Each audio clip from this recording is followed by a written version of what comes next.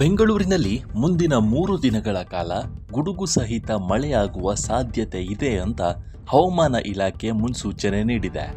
ನಗರದ ವಿವಿಧ ಭಾಗಗಳಲ್ಲಿ ಸಂಜೆ ಅಥವಾ ರಾತ್ರಿಯ ಅವಧಿಯಲ್ಲಿ ಮಳೆಯಾಗುವ ನಿರೀಕ್ಷೆ ಇದೆ. ಇನ್ನು ಮುನ್ಸೂಚನೆ ನಡುವೆ ಬೆಂಗಳೂರಿನ Majestic, KR market, Shantinagar, Yeshwanthpur, Malleshwara, Rajajinagar, Mahalakshmi layout, Nandini layout ಸುತ್ತಮುತ್ತ ಇವತ್ತು ಬೆಳ್ಳಂಬೆಳಗ್ಗೆ ಭಾರೀ ಮಳೆ ಸುರಿದಿದೆ. ಕೆಆರ್ ಮಾರುಕಟ್ಟೆಯಲ್ಲಿ ಬೆಳಗ್ಗಿನ ವ್ಯಾಪಾರ ಜೋರಾಗಿರುತ್ತಲೇ ಏಕಾಏಕಿ ಭಾರೀ ಮಳೆ ಸುರಿದಿದ್ದರಿಂದ ಅವಾಂತರ ಸೃಷ್ಟಿಯಾಗಿದೆ. ಕೆಆರ್ ಮಾರುಕಟ್ಟೆಯಲ್ಲಿ ಮಳೆಯಿಂದಾಗಿ ವ್ಯಾಪಾರಿಗಳು ಮತ್ತು ಗ್ರಾಹಕರು ಕಿರಿಕಿರಿ ಅನುಭವಿಸುವಂತಾಯಿತು.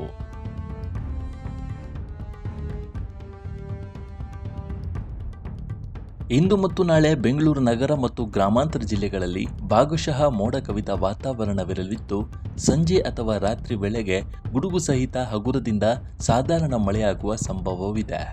ಮಳೆಯ ಸಮಯದಲ್ಲಿ ಗಂಟೆಗೆ ಸುಮಾರು 30ರಿಂದ 40 ಕಿಲೋಮೀಟರ್ ವೇಗದಲ್ಲಿ ಬಲವಾದ ಗಾಳಿ ಬೀಸುವ ಸಾಧ್ಯತೆ ಇದೆ ಅಂತ ಹವಾಮಾನ ಕೇಂದ್ರ ತಿಳಿಸಿದೆ. ನಗರದ ಗರಿಷ್ಠ ತಾಪಮಾನ 35 ಡಿಗ್ರಿ ಸೆಲ್ಸಿಯಸ್ನಿಂದ 36 ಡಿಗ್ರಿ ಸೆಲ್ಸಿಯಸ್ ಆಸುಪಾಸಿನಲ್ಲಿರಲಿದ್ದು, ಕನಿಷ್ಠ ತಾಪಮಾನ 23 ಡಿಗ್ರಿ ಸೆಲ್ಸಿಯಸ್ ಇರಲಿದೆ. ದಕ್ಷಿಣ ಒಳನಾಡಿನ ರಾಮನಗರ, ಮೈಸೂರು ಮತ್ತು ಮಂಡ್ಯ ಜಿಲ್ಲೆಗಳಲ್ಲಿ ನಾಳೆ ಭಾರೀ ಮಳೆಯಾಗುವ ಸಾಧ್ಯತೆ ಇದೆ ಅಂತ ಹವಾಮಾನ ಇಲಾಖೆ ಮುನ್ಸೂಚನೆ ನೀಡಿದೆ.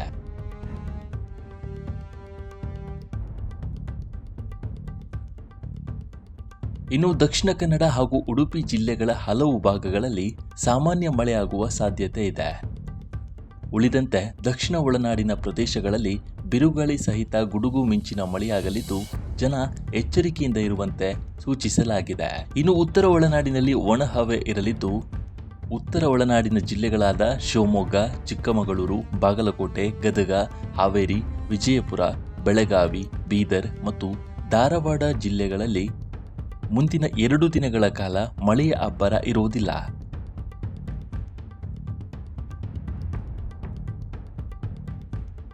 ಉಳಿದಂತೆ ದಕ್ಷಿಣ ಒಳನಾಡಿನ ಪ್ರದೇಶಗಳಲ್ಲಿ ಬಿರುಗಾಳಿ ಸಹಿತ ಗುಡುಗು ಮಿಂಚಿನ ಮಳೆಯಾಗಲಿದ್ದು, ಜನ ಎಚ್ಚರಿಕೆಯಿಂದ ಇರುವಂತೆ ಸೂಚಿಸಲಾಗಿದೆ.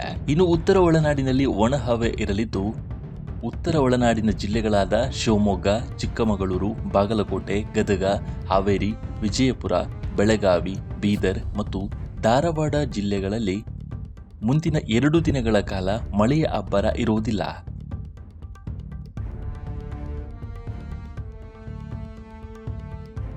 ಈ ಜಿಲ್ಲೆಗಳಲ್ಲಿ ಒಣಹವೆ ಮುಂದುವರಿಯಲಿದೆ ಅಂತ ಹವಾಮಾನ ಇಲಾಖೆ ವರದಿ ಮಾಡಿದೆ. ಒಟ್ಟಾರೆಯಾಗಿ ರಾಜ್ಯದಲ್ಲಿ ಮಳೆ ಮತ್ತು ಒಣಹವೆಯ ಮಿಶ್ರ ವಾತಾವರಣ ಮುಂದುವರಿಯಲಿದ್ದು, ಕರಾವಳಿ ಮತ್ತು ದಕ್ಷಿಣ ಒಳನಾಡಿನ ಜನ ಗುಡುಗು ಮಿಂಚಿನ ಬಗ್ಗೆ ಜಾಗರೂಕರಾಗಿರಲು ಹವಾಮಾನ ಇಲಾಖೆ ಸಲಹೆ ನೀಡಿದೆ.